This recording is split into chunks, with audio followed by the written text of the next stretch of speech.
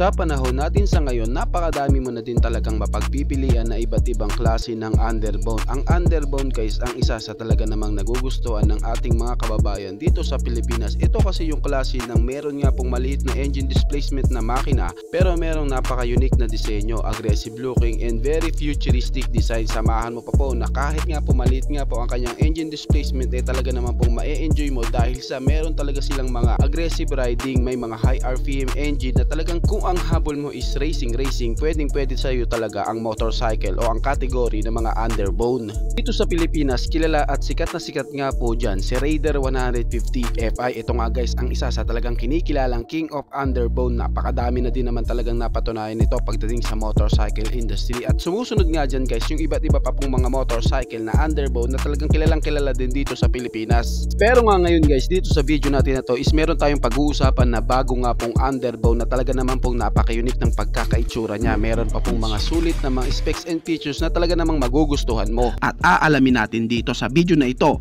kung ano nga ba dapat ang ating aabangan sa kanya. Kaya samahan nyo ako guys na pag-usapan ang motorcycle na ito. Pero bago yan, baka pwede naman na pa-subscribe ng aking YouTube channel. I-click mo na din ang notification bell para maging updated kayo sa mga susunod na i-upload ko. Guys, baka pwede naman na pa-like and follow ng aking Facebook page. Nasa description po ang link. Kaya make sure guys na tapusin nyo ang video na ito para malaman nyo ang information may kinalaman sa motorcycle na ito.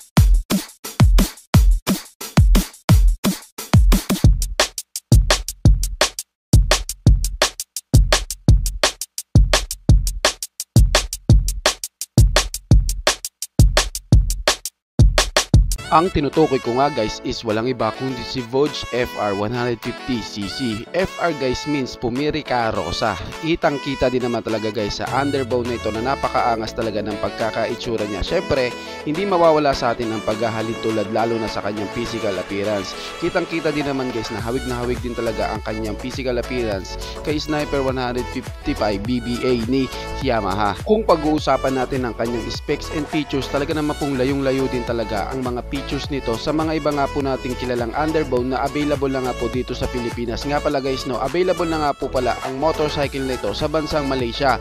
Doon nga po sa bansang Malaysia is inilabas na at naging available na po ito sa Malaysian market at hindi nga po malabo na ilabas yan dito sa Pilipinas dahil sa si Voge po is nagdadala din o nag-aangkat din sila ng mga motorcycle dito sa Pilipinas at alam ni Voge na ang mga underbone category is talagang kilalang kilala at mabenta yan dito sa Pilipinas dahil sa isa ito sa kinahihiligan ng ating mga kababayan ang underbone category. Ngayon guys, pag-usapan na po natin ang kanyang specs and features at kung gaano nga ba kasulit ang underbone na ito. Ito nga ang Voge FR 150cc na meron nga pang 149.6 cubic centimeter engine displacement, 4-stroke, single cylinder. Siya nga po guys is naka-dual overhead cam with 4 valves. Kaya sa kanyang makina guys, makikita din talaga na makikipagsabayan ito sa mga underbone na available na po dito sa Pilipinas. Pagdating nga po guys sa kanyang cooling system, siya po is naka-liquid cooled engine kaya pwede na talaga siya sa mga malalayong lugar and syempre siya po is naka-fuel injected na kaya makakaasa kang meron siyang malakas na makina at matipid na gasolina. Isa nga sa special features ng motorcycle nito is yung kanyang sleeper clutch. Alam naman natin guys na maganda rin po ang features nito, ang sleeper clutch. Ang sleeper clutch ang nakakatulong nga po para nga po mapanatili niyang stable ang rear tire mo kahit mag hard downshift ka at mapoprotektahan nga po ang mga gearing na ito pag nag hard downshift ka and more comfortability dahil sa malambot nga po ang kanyang clutch lever.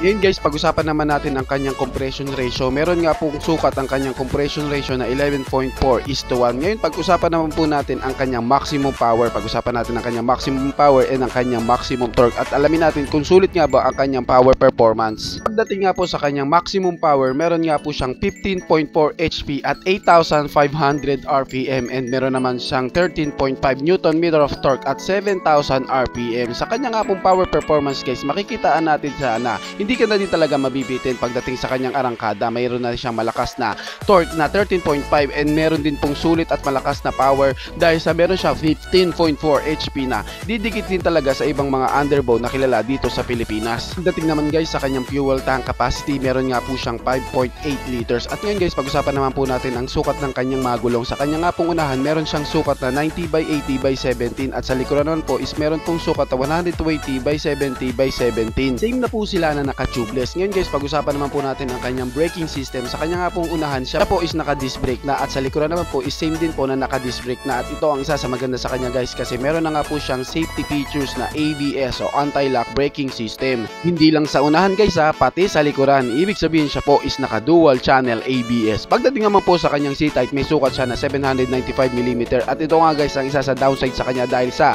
mabigat nga po ang underbone na ito na meron nga pong bigat na 145kg. Para nga po sa bigat na yan guys, masasabi nating pang 200cc or other 150cc naked bike nga po ang bigat na yan. Alam naman natin guys na ang mga underbone is meron pong magagaan na timbang pero para nga po sa 145kg mabigat po para sa isang underbone ang kilo na yan bilang 150cc na underbone. Pagdating nga guys sa kanyang transmission, meron siyang 6-speed transmission gear and ito pa ang maganda sa kanya dahil sa naka full LED lighting nga po siya na makakasa kang malakas nga po ang kanyang mga ilaw. Ngayon guys, pag-usapan naman po natin ang kanyang mga suspension. Naka telescopic fork nga po ang suspension nito sa unahan at naka monoshock naman po ang kanyang rear suspension sa likuran na makakasa ka. Meron nga pong magandang mga bounce. Pagdating naman guys sa kanyang panel gauge, siya nga po is naka full digital panel gauge na meron nga pong napakaangas na pagkakaitsura. Makikita mo nga po ang full details ng motorcycle nito sa kanyang panel gauge. Ito pa maganda sa kanya guys kasi naka smart keyless na nga rin po ito and meron na din po siyang built-in na USB charging port. Ngayon guys, pag-usapan naman po natin ang kanyang presyo. Sa Malaysia nga guys, dahil sa available pa lang ito sa Malaysia, siya nga po is nagkakahalaga ng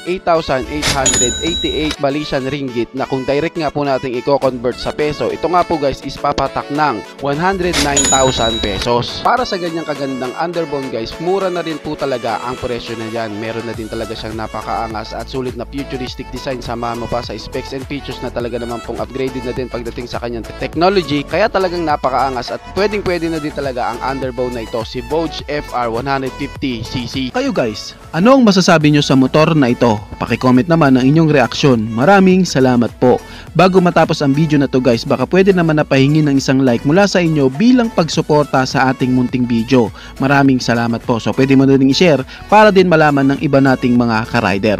Sa tingin ko guys is dito ko na lamang po tatapusin ang ating vlog. I hope na nag-enjoy kayo sa aking hinandang video para sa inyo. Pinasisigla ko din kayo guys na i-subscribe ang aking YouTube channel. I-click mo na din ang notification bell para maging updated kayo sa mga susunod na i-upload ko. So dito ko na lamang po tatapusin. Maraming salamat po. Ichi boy.